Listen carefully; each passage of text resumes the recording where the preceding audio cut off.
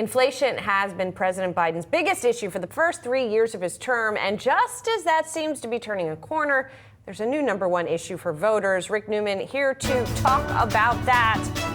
Rick, we talked about this a little bit yesterday. The issue is immigration. We saw both President Biden and former President Trump at the border yesterday.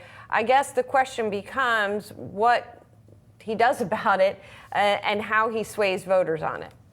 Right. This caught my eye this week. So in Gallup's monthly polling, the portion of people saying immigration is the number one problem in the country, it was only 9% back last August. And now it's all the way up to 28%.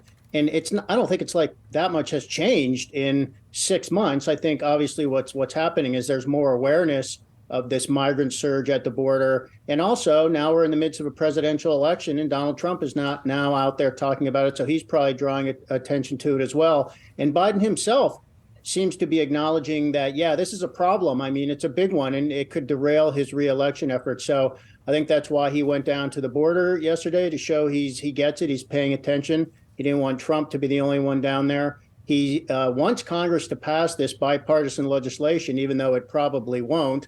So the question becomes, what can he do on his own to fix the problem? And I think you have to break it down into two ways. The first thing he needs to do is show voters that he's trying to fix the problem. And the reason I emphasize that is anything he might do through executive action, very likely to be challenged legally. We saw that with Trump.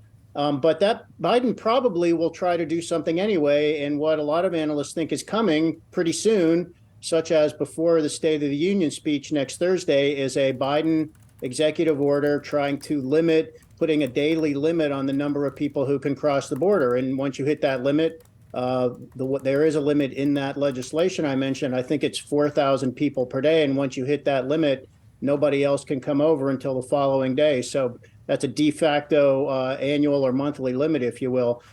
So let's see if Biden does something like that.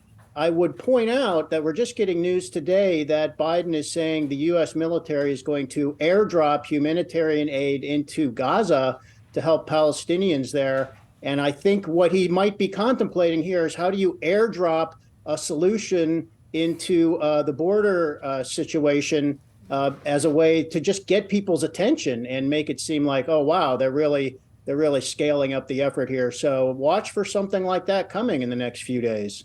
Does that news from today that you mentioned, Rick, seem like something that is going to garner that attention and that political power that Biden is looking for? The thing that I notice is it is a response to Biden critics.